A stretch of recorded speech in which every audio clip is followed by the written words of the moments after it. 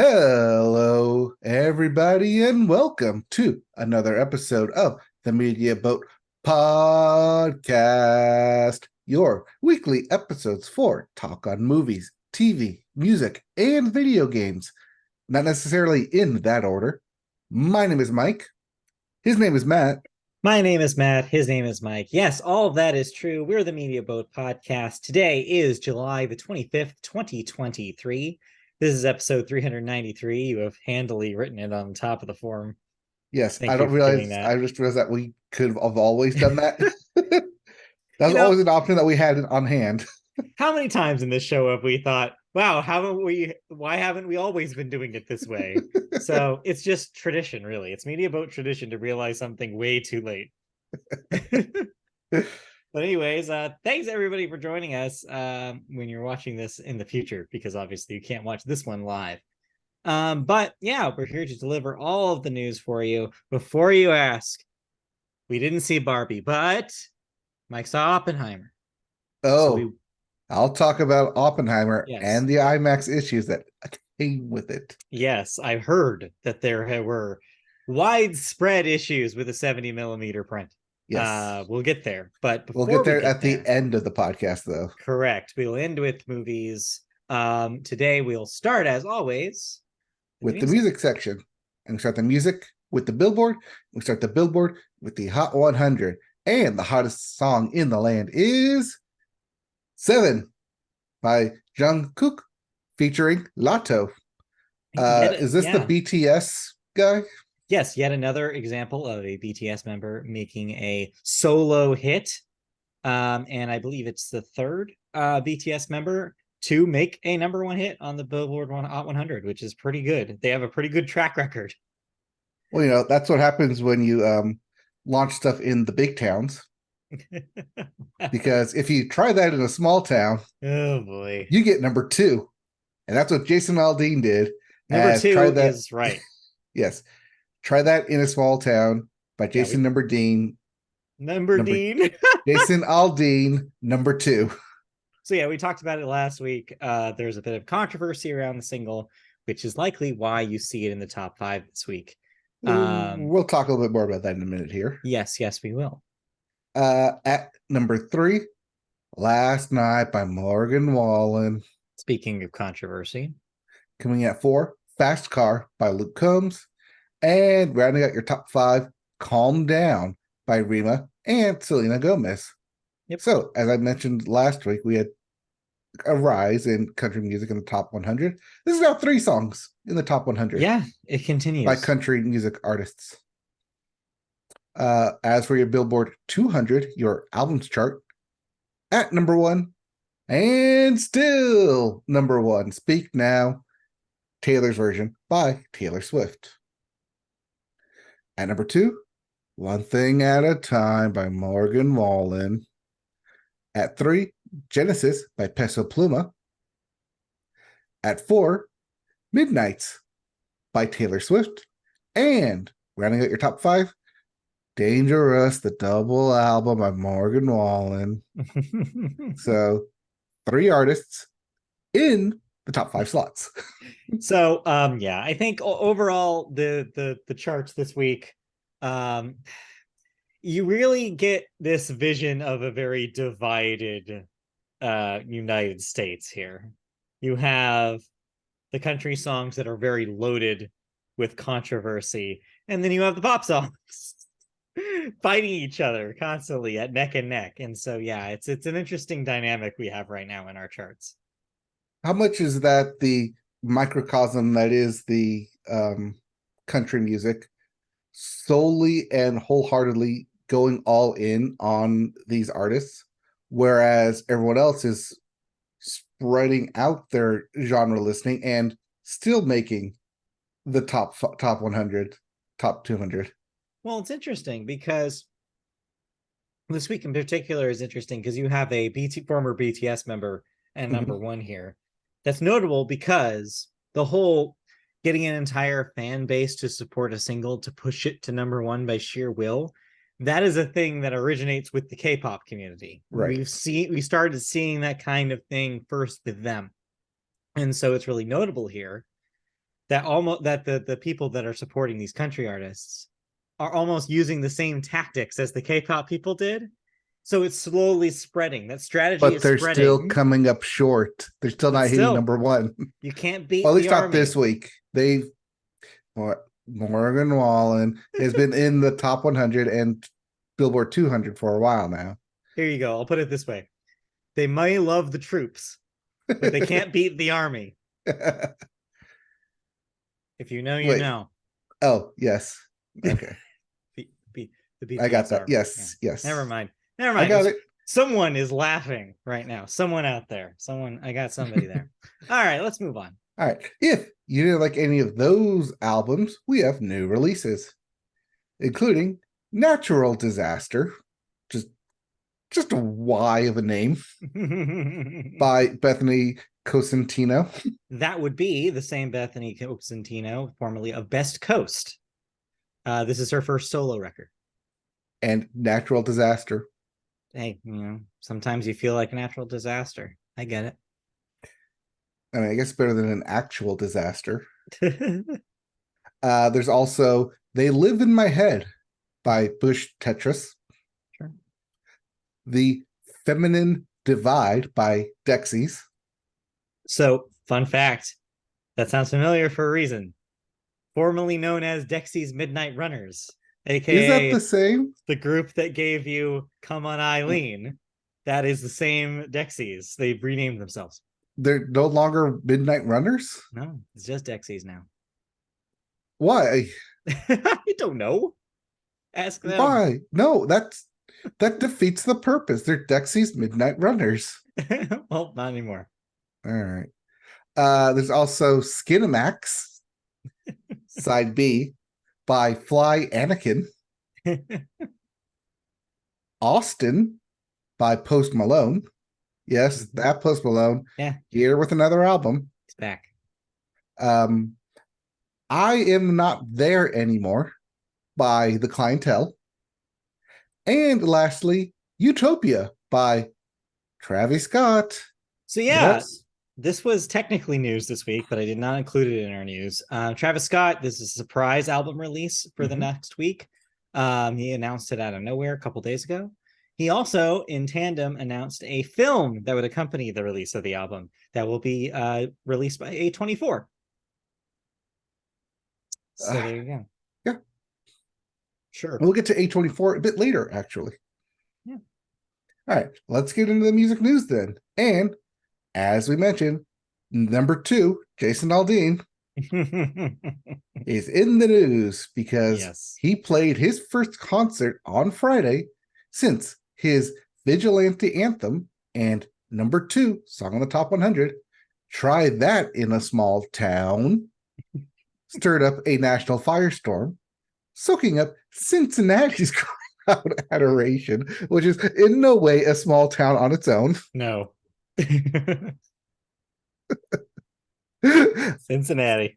Yes. This is also right after he railed, their words, not mine, against cancel culture being responsible for the opposition to his divisive, violence-threatening song and video. Quote, in my best Jason Aldean impression, It's been a long week.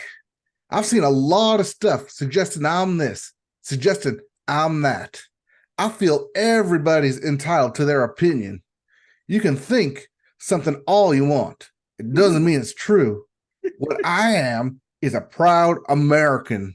I love our country. I want to see it restored to what it once was before all this bullshit started happening to us. I love my country. I love my family, and I'll do anything to protect that.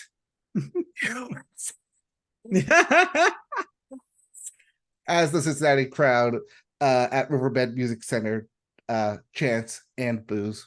But yeah. Okay. So I have 2 questions for you, and I want you to genuinely try to answer this because I'm genuinely curious.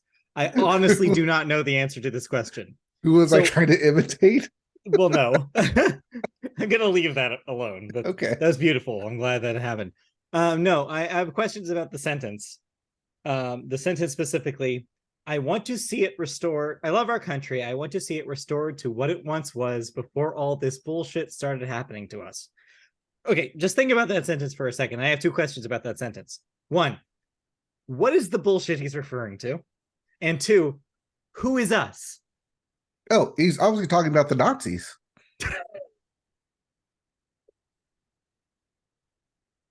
Is he not? I don't know. That's why I'm asking. I legitimately don't know what he's talking about. That's what he's talking about. What? I feel everybody's entitled to their Nazi opinion. What you bullshit? can think something all you want, like being a Nazi, but it doesn't mean that it's true. What I am is a proud Nazi fighting American. Okay. And I love our country. I just want to be very clear here. The Media Vote podcast is not calling Jason Aldean or anyone who likes Jason Aldean a Nazi. Just want to get that across. I just want to say that what he is saying to me as I read this is that he is a proud American who loves our country, who fought against Nazis, that he would want to see it restored to what it once was back in World War II, where we punched Hitler in the face. Before all this bullshit started happening to us. I'm just genuinely confused. That's all I'm saying. I genuinely don't know what that sentence is trying to say. Well, I see that's the whole it's funny how he's trying not to be politically correct, but while in the same sentence makes a very vague sentiment that can go, funny enough, both ways, Jason Aldean. You do know that your sentence goes both ways. It's just funny to me that he made this huge, he went on social media. Does that make it a bi sentence? If it goes both ways? Maybe. But yeah, anyway, he just it's just frustrating because he went on social media and stuff last week. Yes. Okay. All right. He went on social media to say about I don't understand what people are talking about. I'm not trying to incite violence, all this stuff. Right. So despite the song, what if, say, we take Jason Aldean's word, for his word, and we just say, okay, yeah, sure, the song is innocuous, whatever. Then whatever. But the way he phrases it here sounds like there's still some sort that, you're right, that there's some still, he wants to politicize it, even though he's saying it's not a political statement. Mm-hmm. It's like this statement becomes a political statement. Is as soon as you're saying, oh, there's a them that's against us, then that brings on the question. Then that starts people asking questions, right? Wait, who is us? Who is them? Because before you just said, well, I wrote a song about being in a small town. I wanted to talk about being in a small town. But all of a sudden now it's about restoring America. And now all of a sudden it's about this bigger fight against cancel culture. What happened between last week and this week? It is the most anti-abortion song there is. He wants large government out of the small town. So, okay. I know you're being a little arch, and I get what you're trying to do, but I genuinely do think that the thing you can insert here in that sentence, it's gun control, right? The song is ostensibly about gun control. Yes, and there's the literal line in there that says that my grandpa gave me his gun. Yeah, that's text that's in the song, and so if you place that in this sentence, I guess it kind of makes sense. But so yeah, the bullshit he's referring to, I guess, in that context is the threat of gun rights being taken away from him, the threat of his Second Amendment rights, quote unquote, whatever that may be. But the fact that he doesn't say that and that he leaves it open to interpretation is incredibly worrying. And it happens so much with these conservative talking points, is that if you open the door wide open, like you're saying, and what you're this bit you're doing is a perfect example of this, right? Where it's you can insert any sort of worse thing in the place of that because they're not being specific with what they're trying to say. They want it to be broad because they know that their audience wants to put whatever their crusade is in that sentence. They want you to believe that this is an anthem for them because that's the whole community. That's how they work. Well, it's the yes Elvis, no Elvis buttons. They all go to the same pocket. You want to appeal to the mass audience as long as you're still getting the money and you're going to play, funny enough, both sides. Yeah. So you do not technically commit to one side or the other. Yeah. because otherwise you're going to alienate the other side or the other. Yeah, it's an empty statement. It's empty it's empty patriotism that means nothing. That just gets people to chant USA. It's just yes, Jason but if you Aldean, say this in front of an American flag, then it is full patriotism. It is not that's not hollowed. Not partial. No, yeah. No, you're right. But yeah, anyway, I just wanted to ask those questions because I was genuinely confused by that sentence. It's like you gotta be specific. Like you can't just say, well, or do you? Because our next story shows you what how someone with, I guess, a good intent could also end up looking like a jackass. So really it depends on how you're looking at it. Let's talk about a different guy on the different end of the spectrum who's also making a big show in certain ways. Yes. So, former beau to Taylor Swift and current 1975 frontman Matt Healy had some choice words for the Malaysian government pertaining to its extreme anti-LGBTQ laws while performing in that country's capital city, Kuala Lumpur. This was on July 21st. Quote, I made a mistake. When we were booking shows, I wasn't looking into it. I don't see the fucking point, ...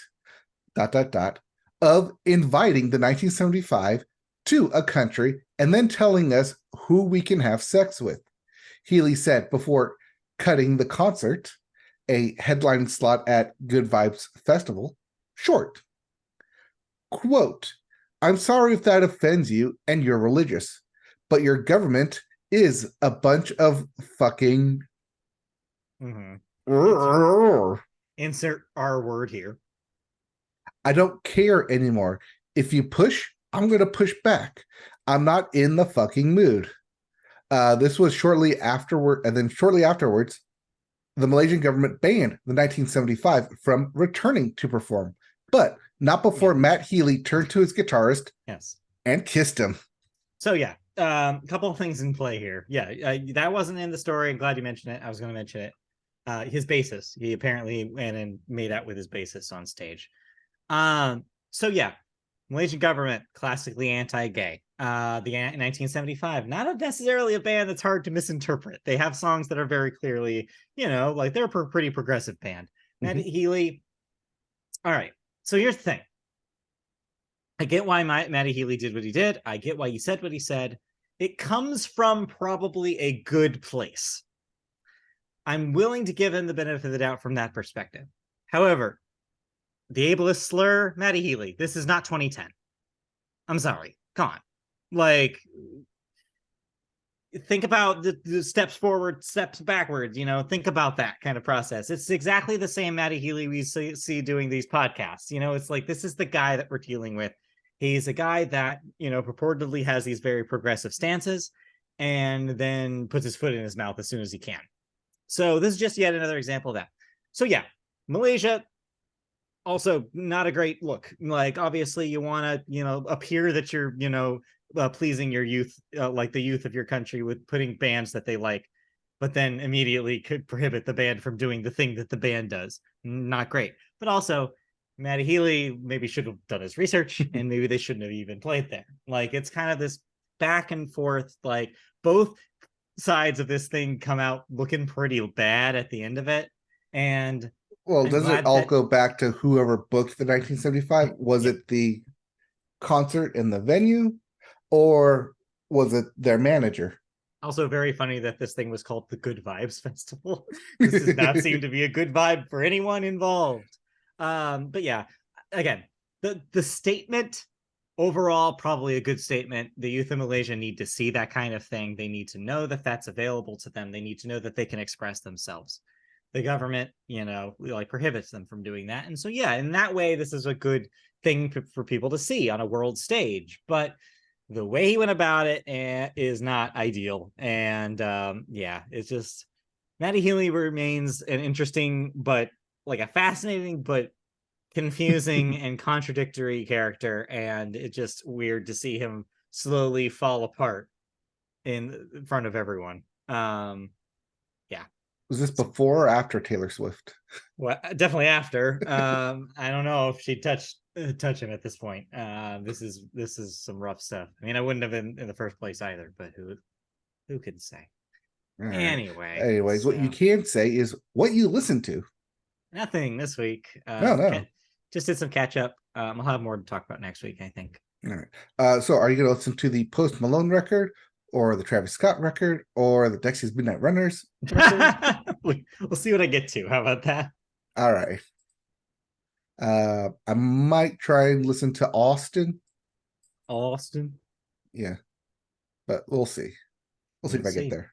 All right. In the meantime, let's move over to video games. And we start with new releases. And it's couch co-op time. Disney Illusion Island for the Switch. Finally here. You like Mickey Mouse? You like platformers starring Mickey Mouse? I like couch co-op. Here you go. There's also Double Dragon Gaiden, Rise of the Dragons. For everything. If you got it, you own it, get your dragon on. Speaking of couch co-op, I bet it's here. You like the classic arcade brawlers. There's also The Expanse, a Telltale series. Episode 1. For everything but the Switch. This is the revived Telltale. And yeah, based on The Expanse, the sci-fi show. There's also Formula 1 Manager for 2023. That's out for everything but the Switch. Pixel Junk Scrappers Deluxe for the PS4, PS5, Switch, and PC. Radiant Tail for the Switch. Mr. Run and Jump. Wow. Or everything. You got it, you can play it. He does both? Yes, he does. Well, he's Mr. Run, and then there's Jump with his sidekick Jump. I don't know if that's true. Okay. With his fiance Jump, then. Mr. Run and Miss Jump. Aw, cute. But it's Miss and not Mrs. Yeah.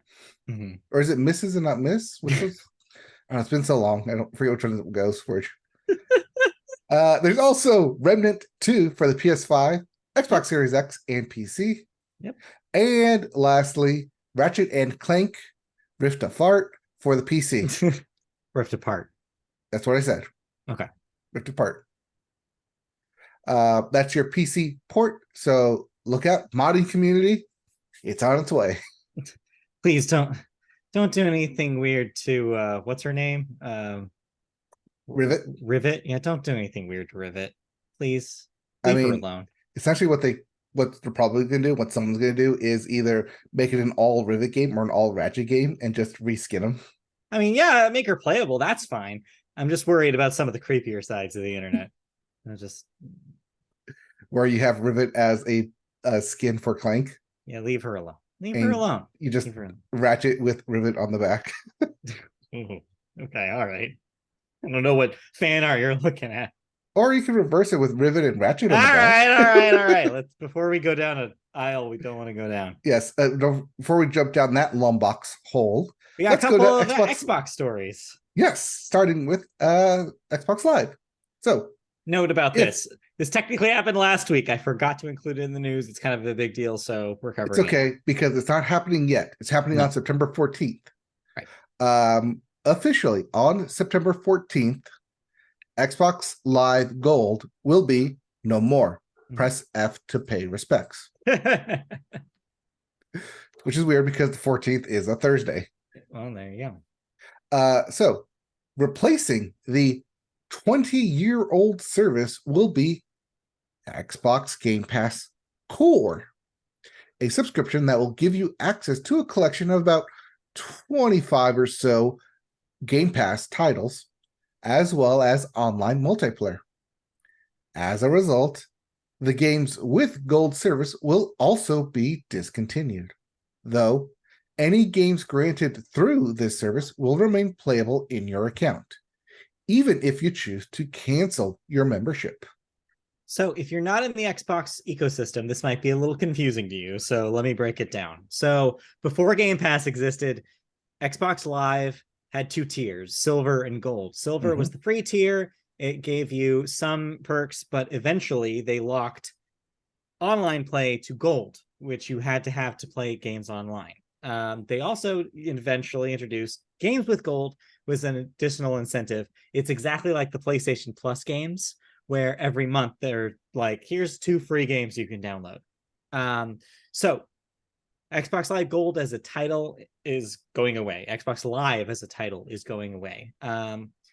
Game Pass Ultimate already got you all of the stuff that Gold got you. Well, now Game Pass Core is introduced as kind of a replacement for Live Gold and is below Ultimate. So instead of getting access to all of the Game Pass games like you do in Ultimate, this just gives you like a smattering of ones that they've chosen for you. So it'll be like stuff like Halo Infinite, Forza Motorsport, a lot of the first party games, and a selection of third party choices.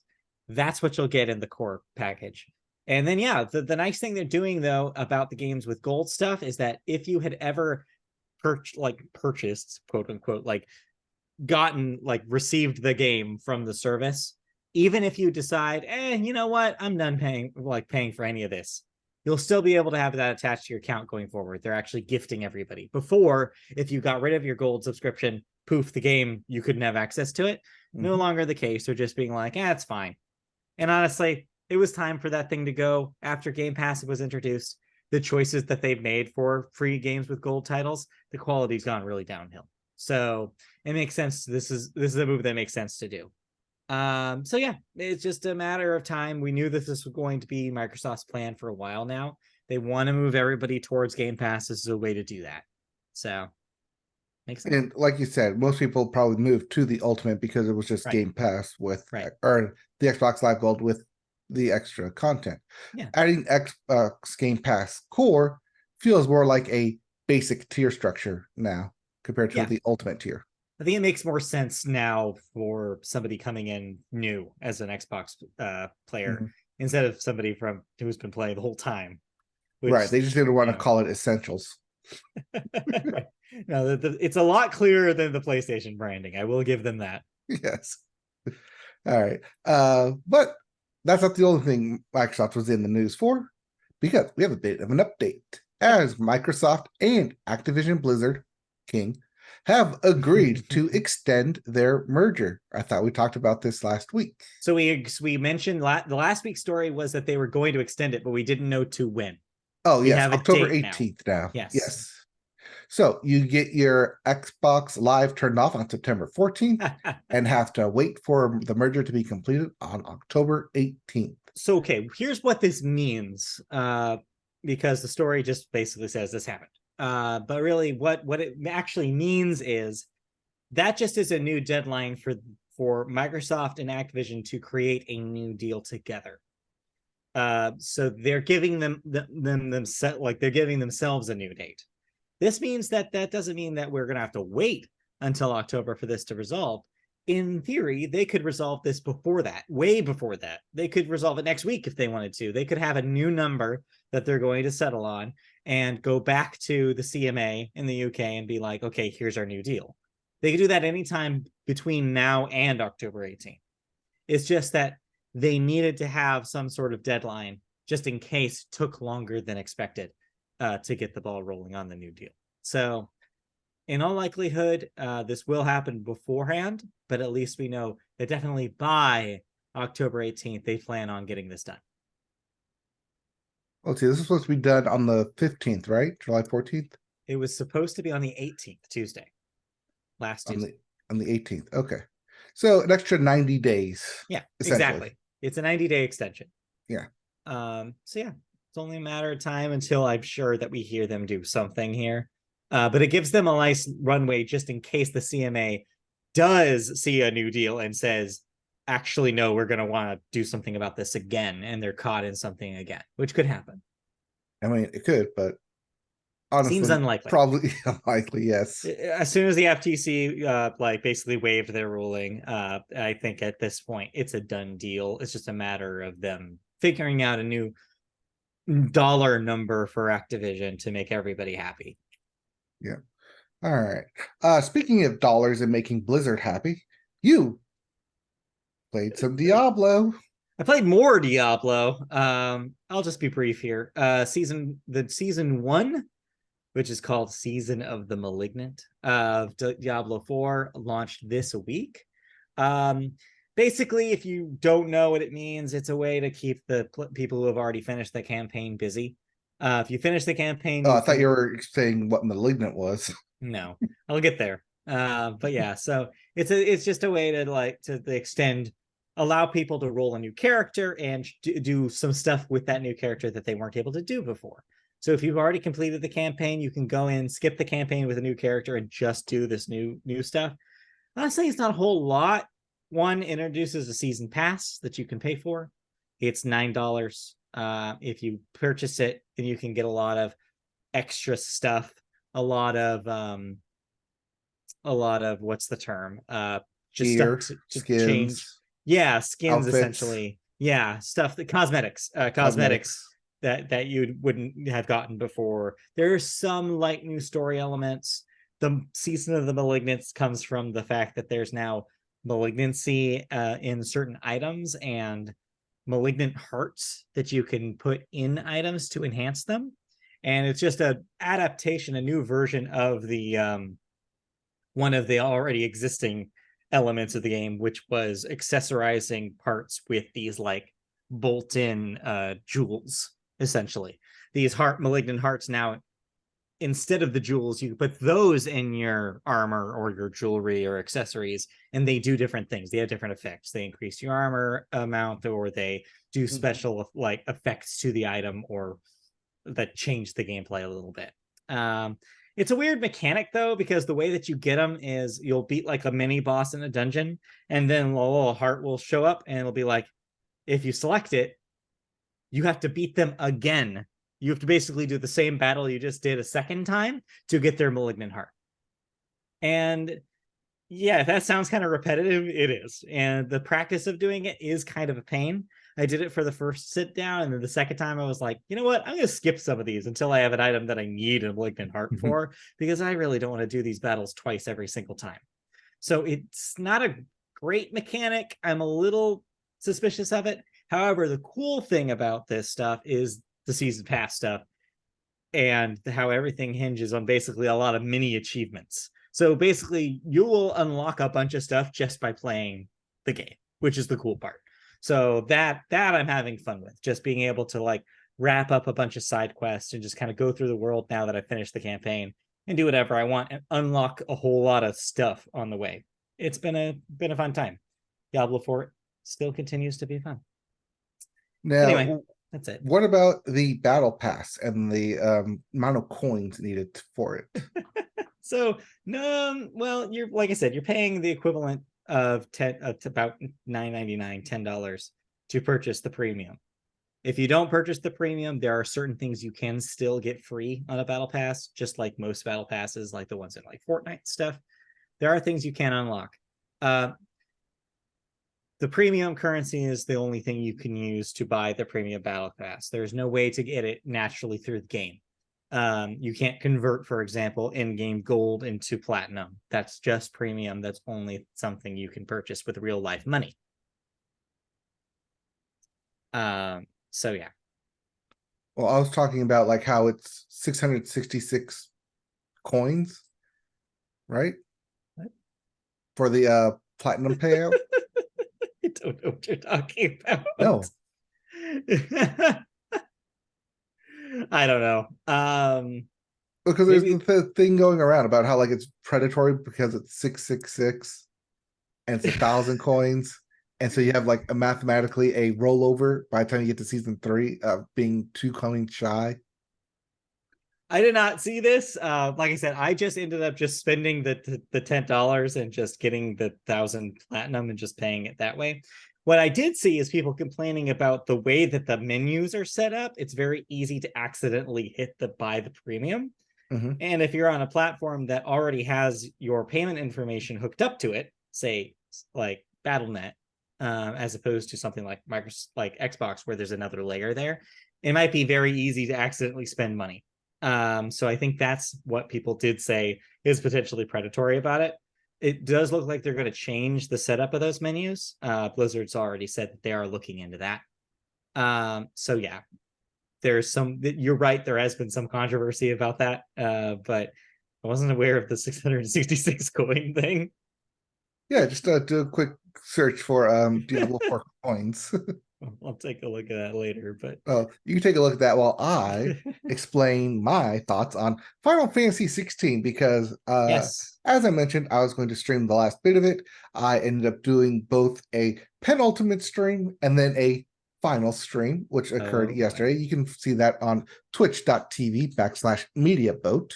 And yeah, so I beat the game.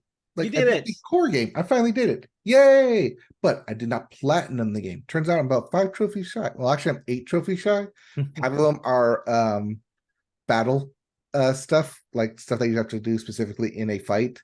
And the other is beat the game on New Game Plus in Final Fantasy mode, which can only be locked in New Game Plus. So guess who's gonna do it all over again? Oh boy. Yes, I probably won't be streaming as consistently, but overall, my thoughts on Final Fantasy 16 and just it overall. Are you reading up on it now? No, I'm just gonna wait till after the show. All right. So my overall thoughts on Final Fantasy 16 is that it is a large game. It is a big game. It is a game that literally thrusts you into it, and you're just gonna pick up all the knowledge in the game. They're not gonna sit down and be like, okay, this is like story time. Here's what this means. Here's what that means.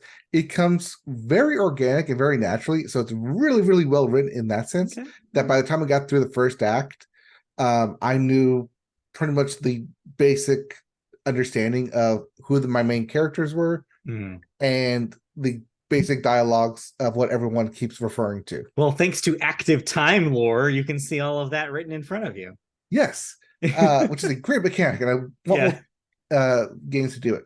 Also, a great mechanic is using the items, like potions and stuff that you pick up that says, hey, you no longer have any room in here. So we're just going to make you use it immediately. So there's no hoarding in the game, which I actually like it because it caps you. It says, okay, you can't use this. So instead of just like it going away, like you can't just don't have access to it, we're just going to make you use it now. And at times that is really helpful of, hey, you know what? Just heal me. Just go ahead. I don't want to do it by myself, but if I'm full and you say I'm full, yeah, go ahead. Let's use it. Why not? Yeah. Great mechanic. Also just I want more games to do what they did in here, which is the basically it's like a monolith, but it allows you to replay sections of the game in arcade mode. So you can take what you have now, replay those sections to get like a higher score, but in replaying it, you can also replay those cutscenes in case you either missed it, didn't understand it the first time, or just go back and like see it from a new perspective of like, that's smart. Oh, like I did this and like this is like the consequences of it. You can go back to like the beginning of like all those dominoes falling and see like, oh, yeah, like yes, I remember you talking about this, but I'm gonna go back and say, oh, now I understand what they're talking about. Instead of like actually playing the whole game through a second time, right? You can go to specific chapters and sections and be like, I want to replay this specific section, and hopefully I'll understand it better this time. Then just okay, it's just gonna wash over me. I'll pick it up eventually. Right. Which a lot of times it would happen, but the fact that you're even able to do that is great, and I want more games to do that. That's pretty cool. Yeah, there's a lot of good quality of life stuff in here. One thing I do wish they did better was the hunt board. They tell you where it is, but they don't show you on the map where it is. No, it's like kind of like an old timey wanted poster, like located in this area. Here's what they're saying about it. Like if you head in this direction, you'll find it. Yeah. So I wish more. It was like, okay, like point me into this direction so I can run immediately to there instead of kind of like, okay, it said it's here, it's around here, I think it's over here, and then whoa, being thrown into a fight. Yeah. Other than that, it's a really good game. It's a long game. It's a heavy game. Lots of heavy themes. Was not expecting heavy themes about brothers. tied in with heavy themes about fate and God, and like your creator and making your creator, meeting your maker, destiny and thwarting it. Lots of heavy themes in this thing that I was not expecting it to go into.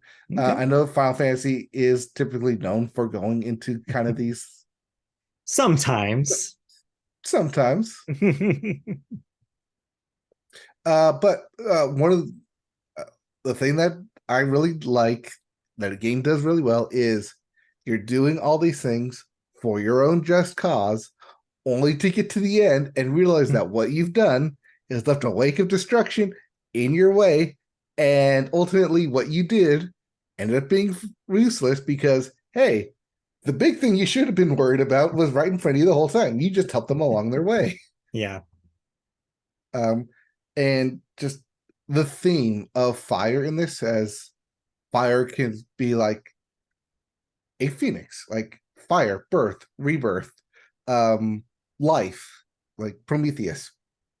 But fire can also be destruction, decay, chaos, and how it blends both the beauty and the elements of those two seemingly dynamic oppositions, but forged of the same term of fire.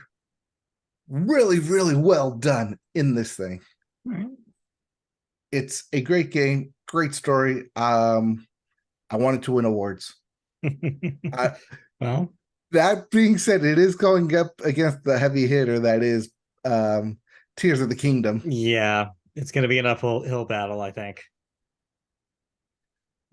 Yeah, I really love Final Fantasy 16.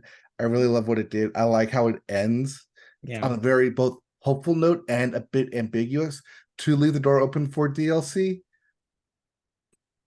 But it also doesn't need DLC. So there's a lot of it that does wrap up kind of neatly. What do you think they do? Do you see an expansion? Do you see story content? Do you see just a new game plus kind of approach? Like, what do you do next if you're Square here?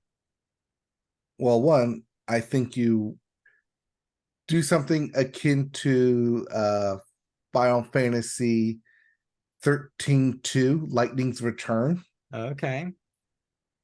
And you do a Clive's Return, spoilers, or you do a Joshua's Rebellion, which is the other brother, or not Joshua's Rebellion, but what's like Joshua's story and how he continues the story from the events of the end of the game, and have him kind of like a walking story of reliving like his brother's life of like, like we were separated for such a long period of time. I don't know what happened in his life during that time.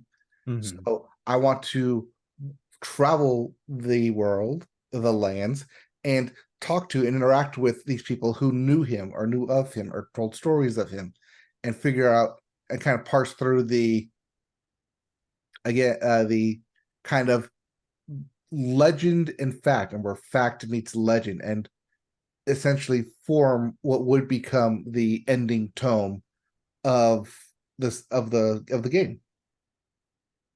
Maybe they'll do that. Who can say? But like that's just one way it can go. There you can also tackle other characters as well. Like Jill, find out like her story, how she moves forward from the ending here.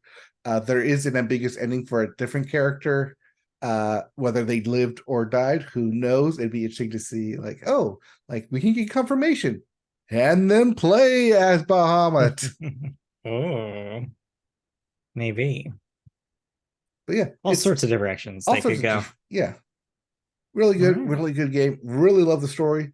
Cool. Music is fantastic. Just put it on a playlist and hit repeat. Just rocking that soundtrack all year long. Yes, rocking that battle theme. Yeah, as always, that's tradition. Yep, and just even the screen music, your waiting music, is very, I want to say easy listening because it just scales. It just scales going up and scales going down. But the way it's done is just,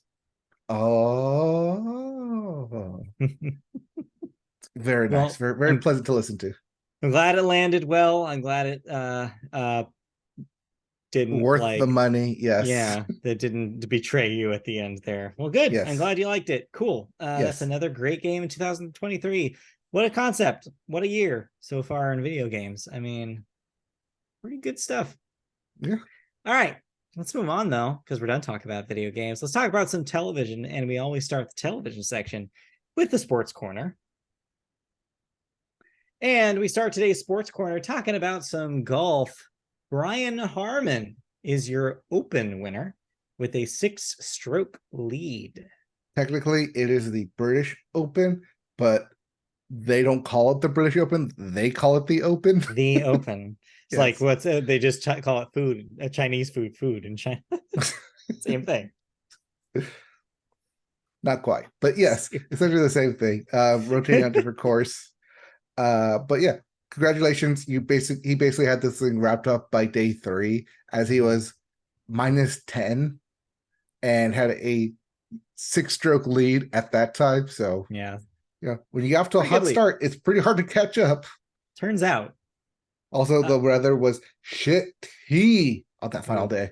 Yeah. Rain and wind everywhere. Yikes. So no one was catching them. No, I don't think so.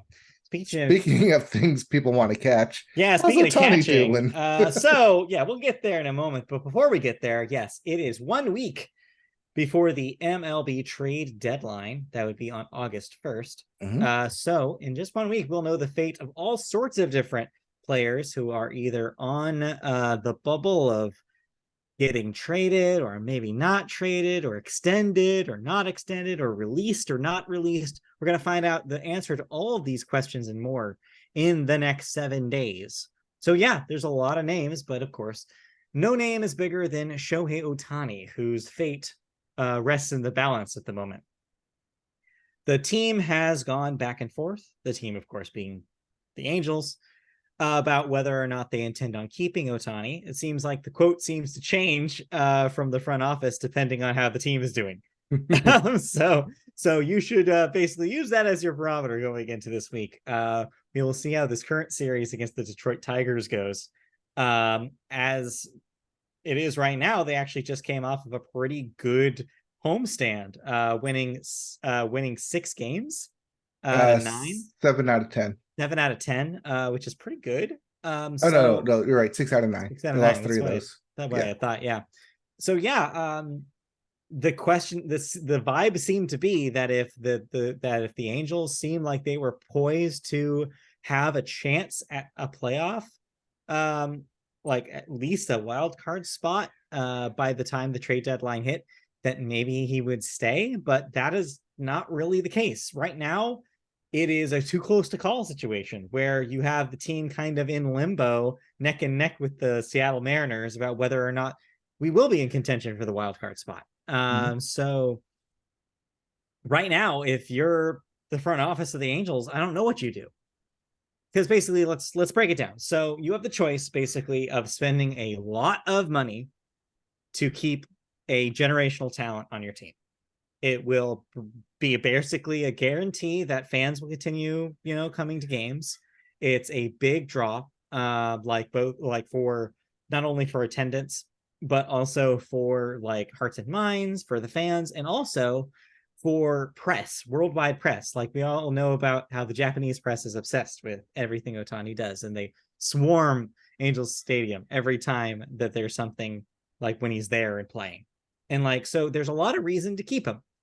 But then if you look at the other side of the argument, there's a lot of reason to trade him, because you can literally take someone's entire bankroll. And we've talked about it on this podcast before. He is worth at least 2 star players in 2 different positions. He is worth a starting pitcher and a position player, straight up. Like, there is no debate over that. He is not a 1-for-1 trade.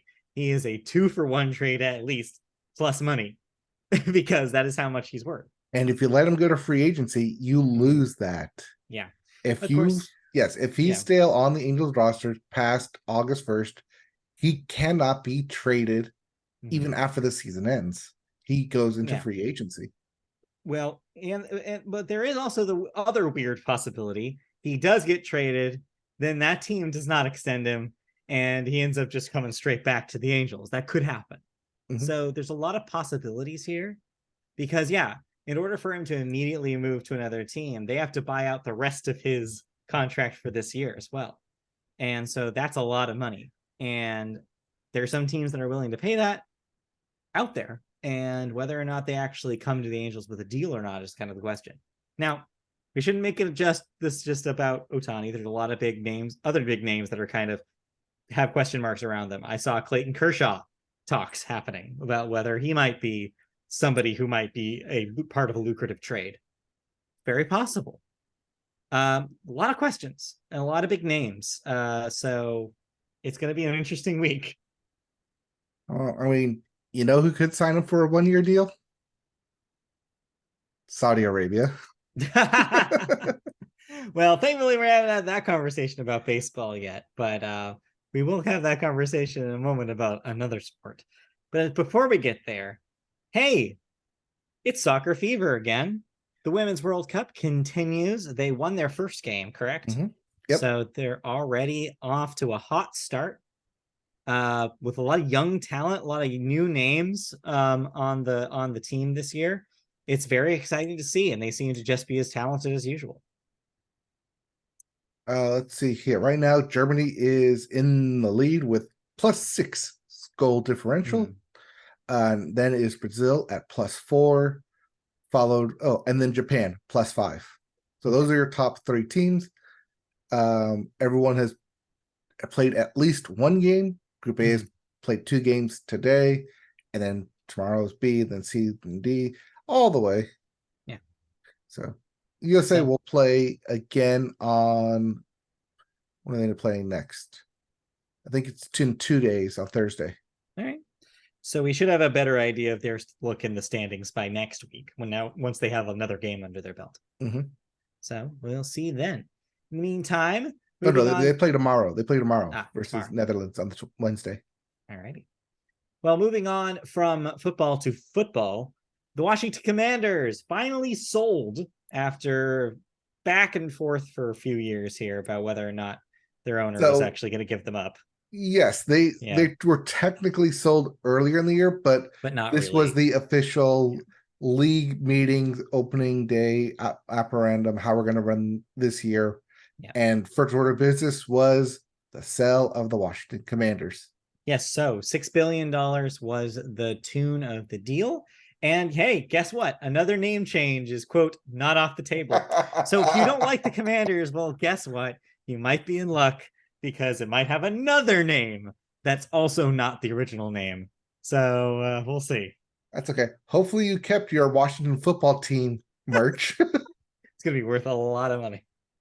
No, because I was like, I'm probably going to go back to. Can you imagine? I don't think the Commanders is a bad name, to be clear. I didn't think the Washington football team was a bad name.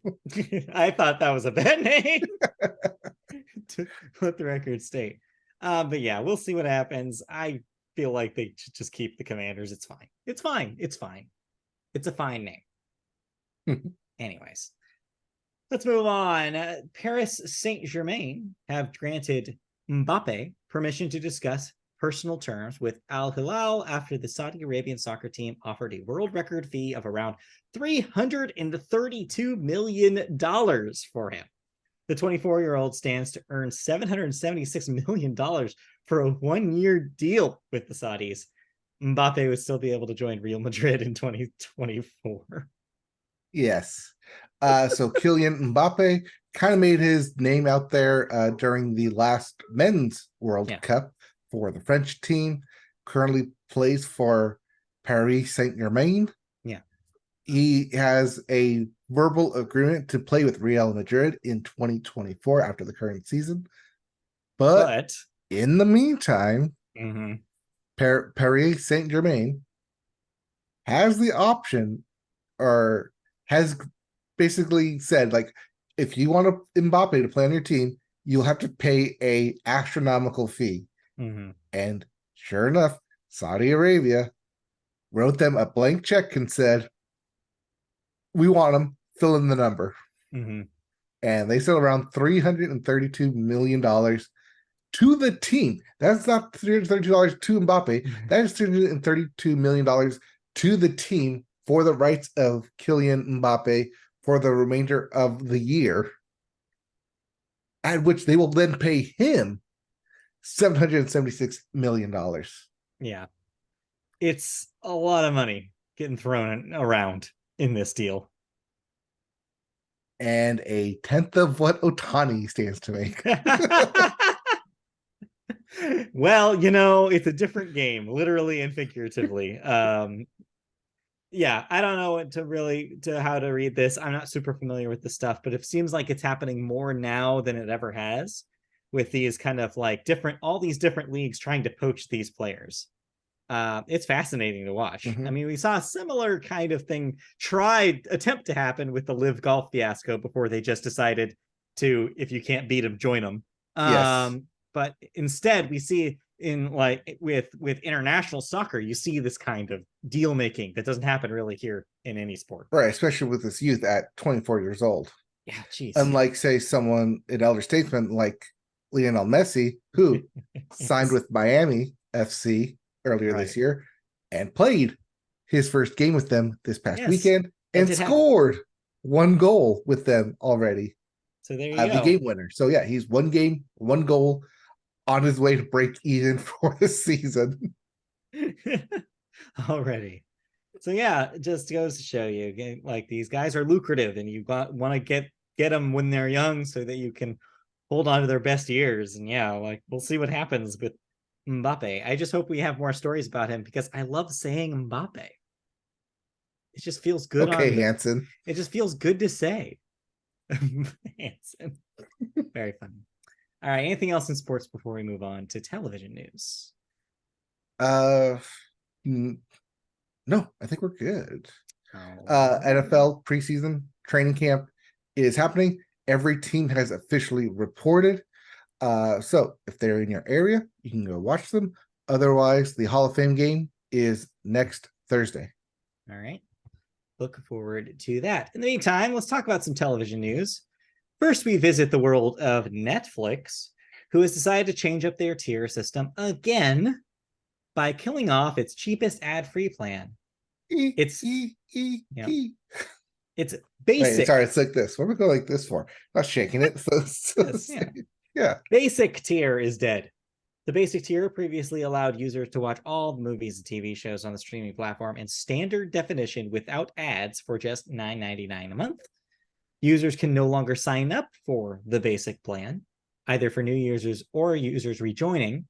However, those who are currently already subscribed to the basic plan are grandfathered in and can keep the plan until they either switch plans or cancel their account.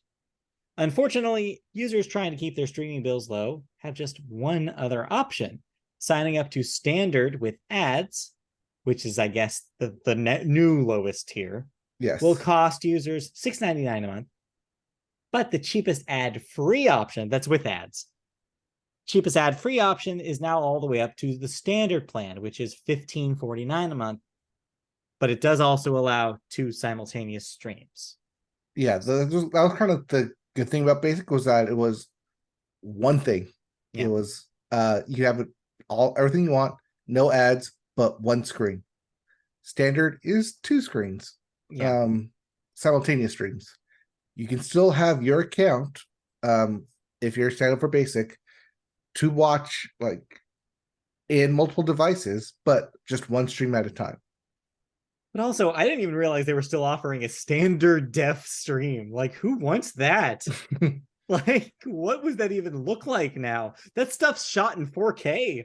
Like, what would I be looking at? 480i? Like, I can't even fathom it. Wow. It's 2023, people. But yeah, this just makes sense. This just makes it it simplifies the options, even though it is, yes, more expensive. Well, yes, it's killing one tier in order to force people to move down or up. Yeah. And based on the numbers, where they added 6 million users despite killing their password sharing, they want people to move up to get paid more. So Netflix can get paid more, and the writers and actors don't. Yeah, we don't have this in the story today because it literally broke like hours before we recorded. But also in the news today with Netflix is apparently they posted a job listing on their website for a AI role that would pay $900,000 salary. To be an AI or to write No, their I guess AI? to work on their AI system. Yeah. Oh, okay. And like people, so wait, they're willing to pay for that, but not creatives who But work not, on their work. yes. It's disgusting. It's the worst, but that's out there. Anyways, let's move on. All Because I right. don't want to talk about that anymore. No, Let's instead talk about nope, didn't copy the let's full talk story. about someone who can kick anything, physical or not. Yeah, this was a weird one. Hey, remember Chuck Norris? Well, more than 5 years after Norris sued CBS for more than $30 million over profits from the 8 seasons plus of his hit show Walker, Texas Ranger, which I just want to remind people has not been on the air for decades. Right. This is the Chuck Norris version, not the Oh, CW version. yes, not Walker, I believe is the name of that show. Yes. Okay. Uh, Lawyers and spokespeople for both sides say, quote, the parties have resolved the dispute. The initial complaint from Norris is Top Kick Productions. Yep. Great name for your production studio, Chuck. Alleged that Sony and CBS engaged in self-dealing that cost Top Kick millions of dollars in past and future license fees. With estimates that the series made over $692 million since its 1993 debut, the filing claimed, quote, the defendants have consciously sought to market, sell, and distribute Walker in ways that are designed to collect significant fees and revenues from the ongoing exploitation of Walker, but without having to honor or pay Top Kick, and to instead materially breach the 23% profit clause, end quote. Stating his reputation was part of the reason that CBS picked up Walker in the first place, Norris was seeking at least $30 million from the network, and Sony for the revenue they made via streaming platforms and more. So yet another example of creatives feeling like they're being screwed over by lack of residuals and lack of payments for the thing that the studios and the network benefit from.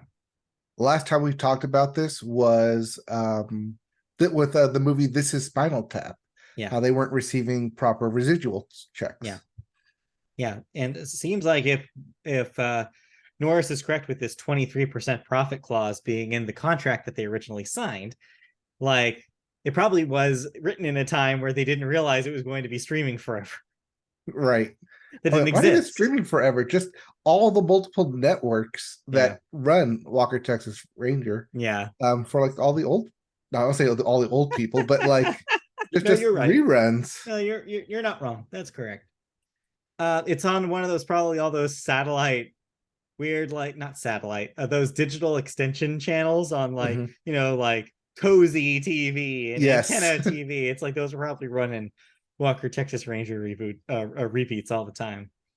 But yeah, anyway, I'm glad they ended up settling. I'm hoping that they got some of their money from it. Not that, I want Chuck Norris to do too well. He's kind of a weird guy these days, but the reason why we have these strikes in the first place with SAG-AFTRA and the WGA is because of this exact conversation.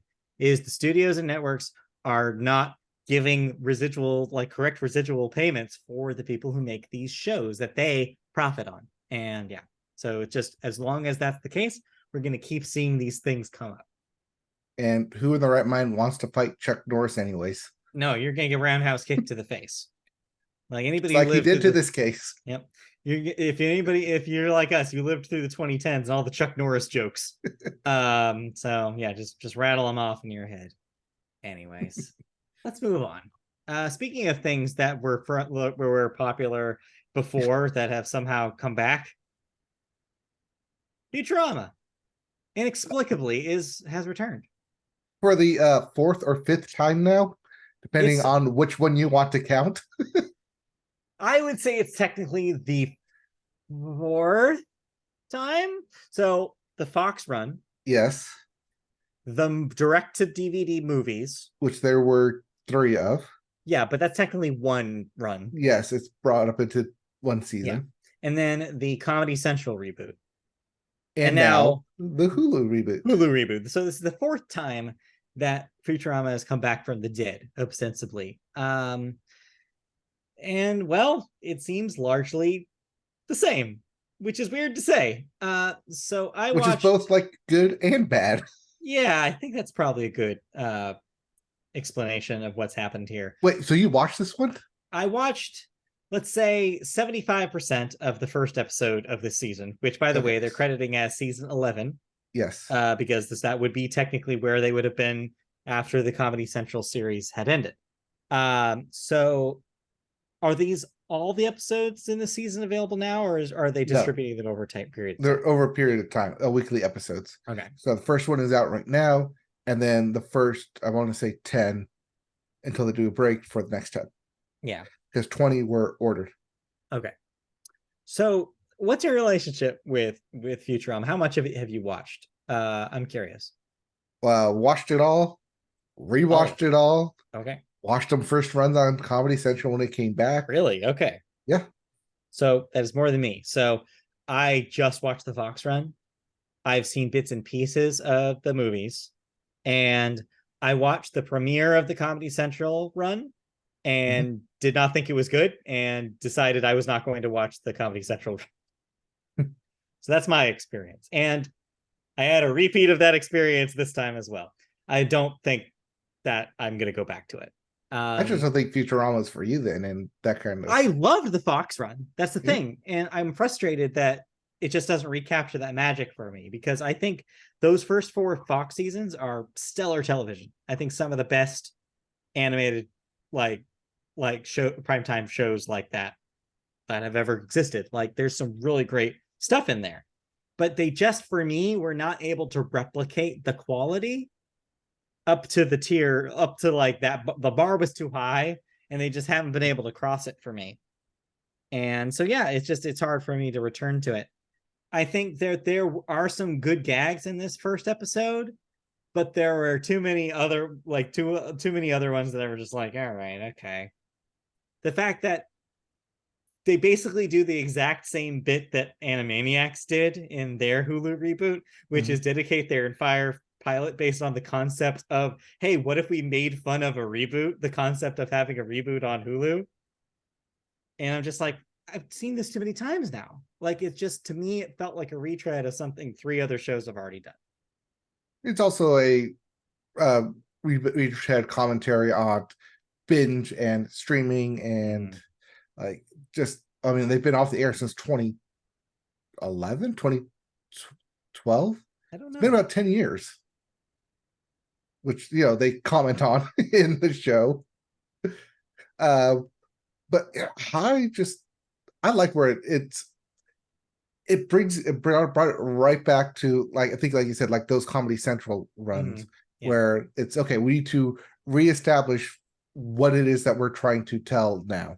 And for the most part, I think it is kind of what the season kind of, I hope, is more stories about what happened in not only the time gap of the 10 years, but also in the difference between the meta commentary that we are in now, which is what Futurama has always been about, of how, like, hey, even in the future, like 1,000 years in the future, they're still bickering over the same stuff that we're bickering over now, just in a different context. So I have hope for the season. Okay. All the actors are back. We went over the whole John DiMaggio thing, which he does get top billing in this now. In the credits roll, he does get the first voice actor credit. Yeah, I feel like that was negotiated. Yeah. Voice acting wise, it's interesting to bring up. I feel like it unfortunately suffers the same thing that The Simpsons suffers from now, which is the cast is aging, and you can hear it. I think John DiMaggio comes out of it sounding relatively the same. I think Billy West sounds audibly old in a way that he didn't before. And that's what we noticed when we did. Me. It's what I noticed, like, first off the bat when the Animaniacs reboot happened. Yes, yes, you're getting the same actors, but you can tell that they're just not as snappy. They just sound old. It's just interesting when you have Futurama, when you have him playing 2 characters, one that's supposed to be much younger than the other. Right. And you hear Farnsworth sounds right. and Fry sounds way older than he did before. It's this weird dynamic. It's like, wait a minute, he's supposed to be this young guy. It is funny that they even admit, there's one of the gags I did appreciate was the one about like, yeah, and we can't really explain time, so we have no idea how old anybody is. Because it's a good joke, because when like time has passed, but these characters have never aged at all in the same way as The Simpsons. And it's funny to have the show comment on that as if they're aware of it. It's just very funny. But yeah, I'm glad that, people have Futurama back. People love it. And I'm glad that they're making the same kind of show that the fans expect them to make. It's just, I think I just have to accept that it's never going to be what it was when I watched it, which is just, that's fine. It's not for me anymore, and that's okay. Yeah, that's okay. I'll keep watching it. It's for me. Right my alley. Right kind of humor. It's like, hey, we made this show specifically for you. That doesn't happen a whole lot, where like I'm all in on it and then you just pass on it. You know what? There's so much television right now.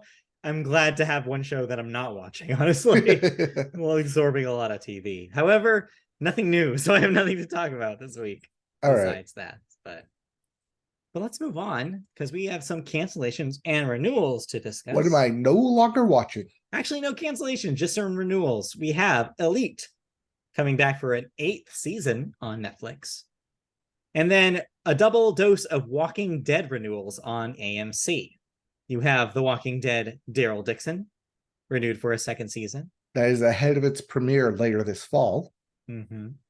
And The Walking Dead Dead City, also renewed for a 2nd season. Which just ended its 1st season. So there you go. If you were sad that The Walking Dead proper ended, well, don't worry, there's more. There's always more. You can't kill the undead. There's always more. However, we do have to talk about some very real deaths, unfortunately, this week. Just a couple here. Pamela Blair, age 73, was an actress in A Chorus Line, Annie, and weirdly enough, Beavis and Butthead Do America. What range? One of these things is not like the other, and yet she is the connection. But known for musical theater, so there you go. Yes. And then, speaking of music, a music legend passed this week. Tony Bennett, age 96, of course, known for his standard I Left My Heart in San Francisco, and other standards, including Rags to Riches and Because of You.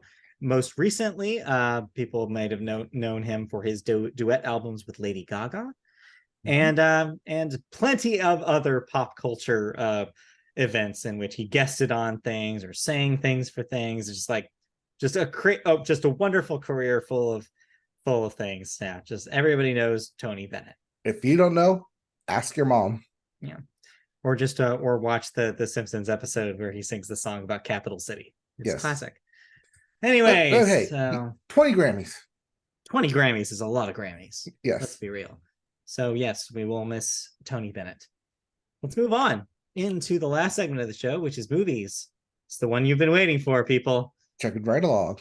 And we start movies, as always, with the weekend box office. And what a doozy of a box office this week. We have a new record, folks. This is the 4th biggest box office week in history. Weird to say in a post-pandemic world, huh? Well, just wait until you hear these numbers. Your number 1 movie this week is Barbie, with a whopping $162 million debut. And that's just domestic. Your number 2 was no slouch either. Oppenheimer premiered to $82 million, right behind Barbie, which makes Barbie almost twice what Oppenheimer made. Double feature. But then again, you can fit 2 runs of Barbie into 1 run of Oppenheimer. That is true. So that probably makes sense.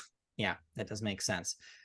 Number 3, Sound of Freedom, made another $19 million because of all those conspiracy theory nuts. So that's $124 million right now. Unfortunately, it is a hit. Number 4, Mission Impossible Dead Reckoning Part 1, not as much of a hit for Tom Cruise standards, as it only made $19 million this week, putting at $118 million. You have in your number 5, Indiana Jones and the Dial of Destiny, still chilling around $6.7 million this week. That's at $159. So yes, in 1 week, Barbie made more money than the Indiana Jones sequel has made so far in its entire domestic run of 3 weeks.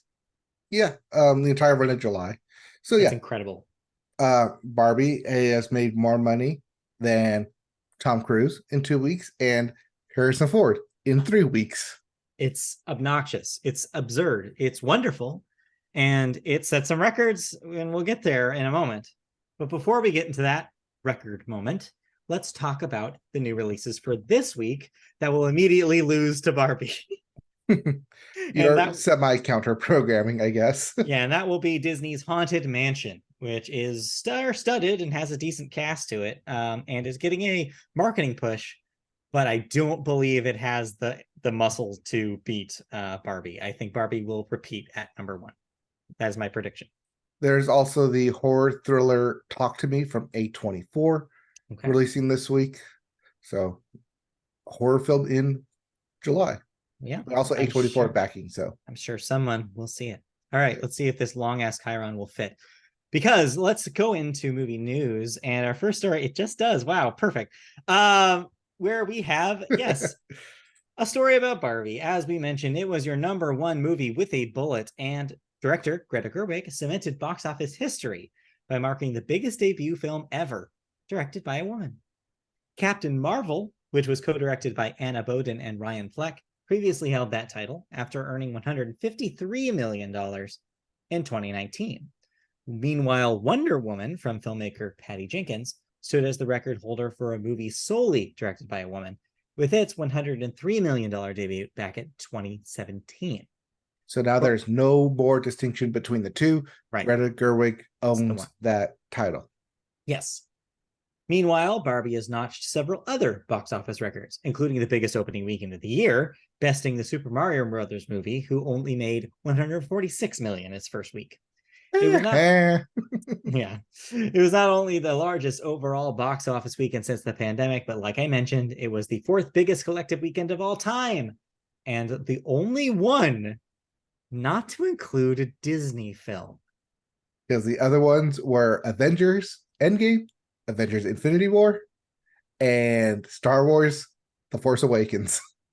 So yeah, Disney, as we've reported, is having a weird year as their hits just aren't clicking. And you don't have this in today's stories, but I just will mention this here.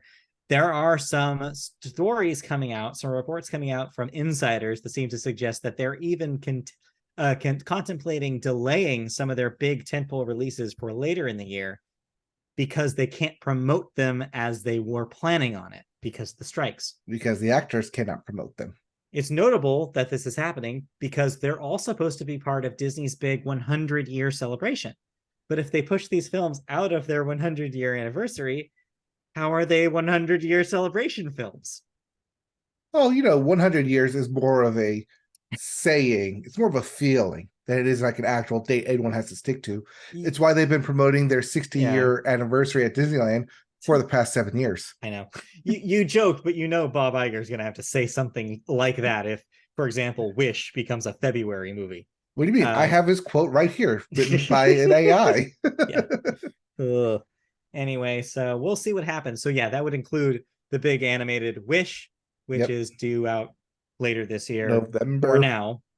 For now. Yes. And for now, Thanksgiving release for now. And yeah, and a couple of other big tentpole releases. So we'll see what Disney ultimately chooses to do. In the meantime, let's talk about our second story, which involves said strike, but turns out SAG-AFTRA is giving some free passes depending on whether you earn it or not. Well, no, it's not really free passes. It's more play by our rules, and you can, if you play by our rules, we'll play by yours. Well, here's what's going on. So SAG-AFTRA has granted approval to 39 independent productions to be allowed to shoot during the strike, after confirming that they are not tied to the companies that they're striking against, part of the AMPTP. This list includes 2 projects from A24, which, by the way, is an independent production company and is separate from those entities. Those include Mother Mary, starring Anne Hathaway and Michaela Cole, and Death of the Unicorn, starring Paul Rudd and Jenna Ortega, which is set to begin shooting soon in Hungary.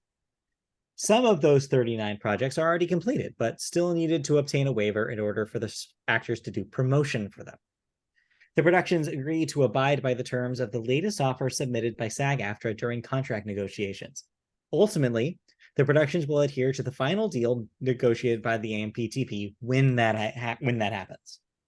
Duncan Crabtree Ireland, the union's executive director, said, quote, "If independent productions are able to move forward on the union's terms, that undermines the studio talking point that the union's demands are unrealistic. So it acts as another bargaining point for when they eventually return to the table with the studios."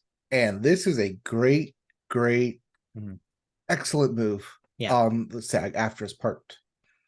However, it has not been without its detractors. I want to mention that there were some quotes coming out from some actors saying that they saw it was a double standard and that all actors needed to have solidarity with the strike in order for the movement to actually move forward.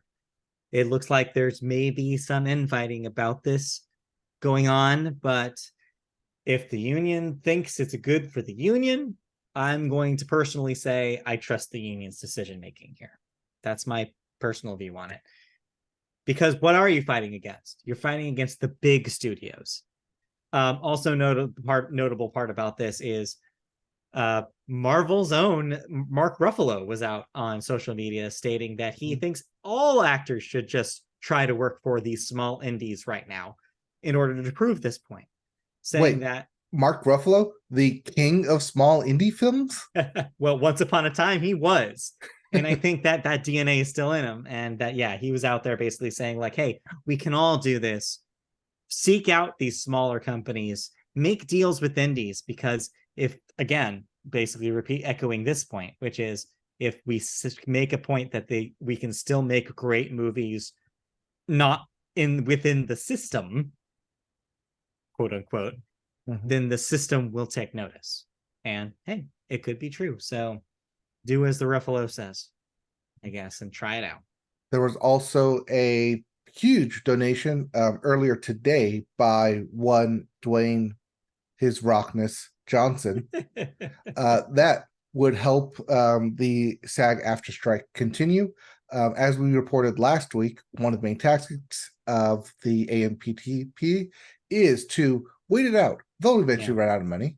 Dwayne Johnson said no. And donated a 7-figure sum to the striking cause in order to ensure that they would be able to strike through up until 2024. So through the remainder of the year. Yeah. Just so you know, I believe that was for the Entertainment Community Fund, which is the fund that that all the funds go directly to the cause of the strike. So if you don't have to be The Rock to donate to them either. This is actually one of the things, if you roll back the tapes last week, I mentioned that they're not calling for a boycott. But what they are calling for is if you can give, the Entertainment Community Fund is where you want to give, and that will continue to fund the striking workers. So there you go. Just in case you want to do that. Yep. All right. But let's move away from talk of strikes and let's talk about the big release of this week. And no, like I said, at the top of the show, we did not see Barbie yet. Maybe next week. We That'll talk probably about be Barbie next week. But for now, you were able to see, from what I gather, at least part of Oppenheimer. At least. I don't know what happened. So, all right. So regale me. Let me tell you the tales and the woes of seeing a 70mm IMAX print on opening day, where let's just say things don't go according to plan, because in order to run a 7mm projector, you need someone who knows how to run an actual projector. This is not a digital screen. You can't just hit play. So turns out. So what do you do then when no one, and I mean no one in the theater that works for you knows how to run a projector? Because hey, aren't like projectors like old and ancient technologies? Plus they had to like resize the IMAX projector to hold a 3-hour film. So complications ensued. It's like they And weren't those machines were not designed for this. well, one, they weren't designed for this, and two, you should probably test to make sure that this thing runs for the full length of the film before showing it instead of winging it day of, because what just happened in my theater, it happened in about like 10 of the 30 theaters where this was shown that had projection failures in it. Yeah. So needless to say, some people decided to opt out of the screenings because they did not show, and they could not show the 30 millimeter print as intended. Wait, 30 or 70? 70. What am I thinking? 30. 30.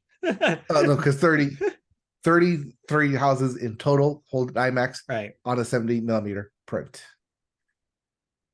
Numbers. But for your troubles, I was able to get a copy of the 70 millimeter print. So, oh shit. Yeah. Look at that. Very cool. Yes. Thank you, IMAX, for providing what exactly the 70 millimeter print looks like. Yeah. And as someone joked at the screening that maybe this is what Christopher Nolan wanted all along. We just put these together and we just play them back and forth. And that's the film. Yeah. Well, there you go. Yes. So while I did not see the 70 millimeter print, I stayed and for the IMAX digital print instead, or production instead. Okay. So I did see the film. It was just, I was delayed in seeing it by a good 2 hours. So, yeah. Thank you for that. Didn't get out here till 11:30. Thank you for that. on a 6 p.m. showing. Oof. Rough. It was quite an ordeal. But hey, with people leaving, meant I actually got better seats and I kind of enjoyed the movie better, instead of cranking my neck or sitting in an awkward seating. So, silver linings and all that. But let's get into the actual meat of Oppenheimer. Enough with like all the everything that's not surrounding the actual film, like all the hoopla about it. Because yes, believe it or not, underneath all the memes, there is a movie here. Christopher Nolan's newest film about, Oppenheimer. Yep. About the man himself and the creation of the atomic bomb and basically his life and legacy, let's say. And right off the bat, there's two kinds of prints out there in this film. There is a print in color and a print in black and white. Not the whole film, just in the film itself. It much like Memento does, another Christopher Nolan film, where it goes black and white and color, and essentially it's a melding of that kind of structure where while I'm watching, I'm trying to figure out what's the purpose of the black and white, what's the purpose of the color, like why are there two different aesthetics in this film? And I'm not going to reveal it, but there's a great reveal at the end that explains everything. Okay. And it's one of the great things about Christopher Nolan is that when he does reveals like that, especially in dramatic pieces, it's meaningful, it's impactful, and it makes you want to watch it again, and makes you leave the theater with just that constant curiosity, that constant reflection on a film. And that's what Oppenheimer does. It leaves you reflecting on it, not just on the great performance of Cillian Murphy, of the struggles of Oppenheimer, and like how he deals with not the right word, how he wrestles within himself that he created such a destructive weapon. And the running theme of this is the cataclysmic events, the ripple effects of such events. A lot of it is taken from both his own memoir and Senate testimony, where he, after the creation of the atomic bomb, that he was then stripped of his security clearance, where he could not talk about his creation, and then ultimately given the Presidential Medal of Freedom for said creation. So it is a lot of back and forth, not told in chronological order, about Oppenheimer, about not just the creation of the bomb. I want to get this clear. The creation and the detonation of it is just the first half of this movie. Then there's the entire second half of the movie of the consequences of it and how his relationships dealt with in both the creation of it and his personal relationships ultimately affected the latter half of his life because of it. Yeah. It is a great both think piece and dramatic piece, shot extremely well. Give this thing cinematic everywhere. All the the cinematography awards, and it is a how do I say that? It's okay. I don't think it's like there's two different sides to Christopher Nolan. There's a spectacle side, like Tenet, like Interstellar, like Inception, The Dark Knight. And then there's the dramatic side, like Memento, like Dunkirk, like Oppenheimer. The Prestige, yes. So Christopher Nolan, man of two different filming styles. Know which one you're getting into. This isn't the spectacle. This is the character piece. But within that character piece is the spectacle, as everything is shot on an IMAX camera. Everything is practical. Everything you see is practical. The only thing that is a digital effect is the touch-up. But even then, they were able to put this thing on a print, on 70 millimeter print, and create the black and white print. There's a lot of great technical stuff that I don't think a lot of people will appreciate. Like the layman will not appreciate what has gone into creating this film. But as a cinephile, it is a great achievement unto itself. Right. Yeah, it's an interesting story when you boil it down, because this guy is layered. Like, I think that, you know, the easy way of saying it was a challenge for somebody with, you know, his kind of let's say political beliefs, to make something that seemed to be so anti everything he stood for. Or was it? And that's the question I'm sure the film gets into and really digs into, is like, who is this guy? Why is he doing what he's doing?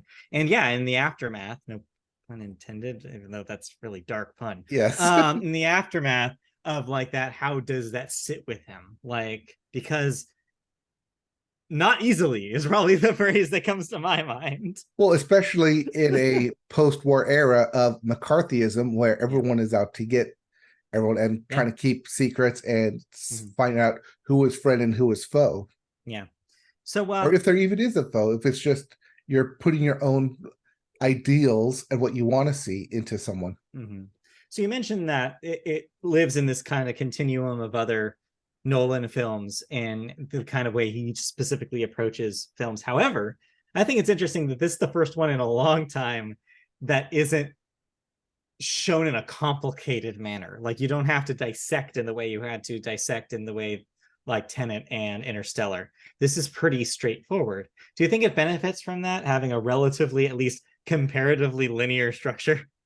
It is linear in sense, but as Christopher Nolan really does like to do, shoot stuff in and present stuff in a non-linear format. I mean, even look at Dunkirk, even though that was supposed to be a linear format, that was still told over 3 separate viewpoints, vantage points. Yeah, but I think there's a difference between like something like that, which a lot of movies does, and something like Interstellar, which is something completely different. You know, like so yeah, like how do you think this ranks then, like in his whole over? Because I've heard people saying that it's one of his best. Below Inception, because it's hard to top that, I think, especially like in a theater experience. That I think when you think Christopher Nolan, you think Inception, but definitely above some of like his more critical stuff, like Memento and Tenet. I think it's like Tenet. It's definitely like the next step in that direction. But I think he will always be chasing the high of Inception, because that was such like a cultural milestone, especially in pop culture, in the zeitgeist. hard to do that again. Right. Like you're always chasing it. So I'd say Oppenheimer is just below that. Okay. How about for you for the year so far? Like, how does it stand in your own kind of movie rankings? Again, just below. It's great. All right. I really Okay. like it. I'm shocked because you're the Nolan guy that I know. And so to hear you say that it's not the best thing you've seen all year is actually kind of surprising to me. Yes, but Spider-Man Oh, wow. Okay. is All still, I right. think, the best so far. Dang. Let's put it this way. Well, I went to a Oppenheimer premiere and I walked away with the Barbie cup. So that's right. We haven't seen Barbie yet, so let's wait until we rank our favorite movies until we get that one done. Anyway, all right. Well, yes. that's that. That's Oppenheimer. Yeah, I don't know if I'm gonna see it in the Senate theater. It's not high on my priority list. I probably will try to watch it when it comes to streaming of some sort. I know Christopher Nolan will yell at me, but it's fine. It's fine. Yes. I don't need to. I'm just gonna tune him out. Just be like, no, I'm gonna watch this on my 4K TV. It's all Heh. right. It's funny Cool. you say that because there's a shot where he tunes people out. But Well, yeah, I do think that this is something that is meant to be watched on a big screen, mhm. especially around other people, so you get that same kind of reaction and timing. Sure, Um, but Also, if you are seeing this in a theater, please do not bring your young children to theaters. it is an R-rated film, folks. Yes. Oh, that's one thing I didn't mention. Seeing in giant IMAX nakedness. Yes, I've heard about um Cillian 70 Murphy. millimeter 70 millimeter dong. Yes, You not will not just see. Cillian Murphy. Yeah, you will see 70 millimeter dong. You ready? Yes, yes. Also, 70 millimeter, very very naked Florence Pugh. Well, there you go. So Something if for that, everybody. yes, if one of those piques your interest, Equal opportunity film, Oppenheimer. All right. Well, that's enough. That's definitely enough of Oppenheimer. It's more Oppenheimer than I wanted. Let's move on. Actually, that's it because that's the end of the show. did you watch anything? No movies this week for me. Nothing of note. So yeah, that There is means one that I wanted to get to. I didn't get around to it. It came out on Friday on Netflix called They Cloned Tyrone. It is stars Teyonah Parris, Jamie Foxx, and John Boyega. okay. It looked like an interesting film. I meant to watch it over the weekend. I didn't get around to it. Had other stuff happen. I'm sure. But I'll probably watch that before the next podcast. All right. Well, in that case, we'll see all of you next week when we do this podcast all over again. Well, not this specific podcast, another podcast where we Yes. talk about new things, including and not limited to possibly talk about Barbie, talk about that, new shows, other games, all sorts of news. So tune Post in. Malone next week. Maybe. Maybe. Tune in for all of that and more next week. We have been the Media Boat Podcast. We remain the Media Boat Podcast, and we will be the Media Boat Podcast in the future. You can find us on all sorts of things. If you want to see us in video form, like this right now, where you can see our faces, you can go to YouTube and find our channel, Media Boat. Just search that in the podcast, in the search thing, and you'll find us there. Find our channel, like, subscribe, click the bell for notifications if we ever do go live again. You can also find us in audio form on podcast services such as iHeartRadio, Apple Podcasts, Google Play, Spotify, even though they're going to make you pay more. We didn't talk about that, but yes, premium is going up. And all sorts of other things. Just search Media Boat Podcast and you'll find us. You can find us on the web, MediaBoatPodcast.com. You can find us on IMDb by searching Media Boat Podcast if you really want to. Our episodes are there. It's weird. Yeah. There's also a synopsis there too. All right. Social media. We're on X at Media Boatcast. I hate saying it. Well, it's okay because you'll still find us at twitter.com/mediaboat. Yeah, we're still there. Yes. But yes, I guess we're on the platform known now as X. I'm gonna say the app formerly known as Twitter. You can find us there, zeeting away at Media Boatcast. We're also on Facebook. Yeah, I don't know. Should we make a Threads? Do you think it's time? I don't know. Technically, we have a Discord. I guess so. I guess we should make a threads just in case. I guess so. You should get Yeah. on that. Make us All a right. threads. I guess. You have an Instagram, right? Technically, yes. I do not use it, but I have an Instagram. Okay. I think you can make a threads then. Okay. So yeah. Maybe by next week we'll have the threads. And we'll be at Media Boatcast there. So yeah, we're all those places and more. And if you can watch Mike finish up Final Fantasy 16 on the archive on our Twitch channel. You can find that at twitch.tv/mediaboat. And you can also find us to streaming other stuff, maybe later in the week. Probably not on Thursday, though. I have something else I need to do. I might be able to stream. I don't know what I'll stream, though. So stay tuned to find out. In the meantime, we'll be back next week. So thanks for joining us. We'll see you guys next time. Yep. We'll be back with more news, more thoughts, and maybe more of us. Maybe. Maybe. All right. Bye. Bye.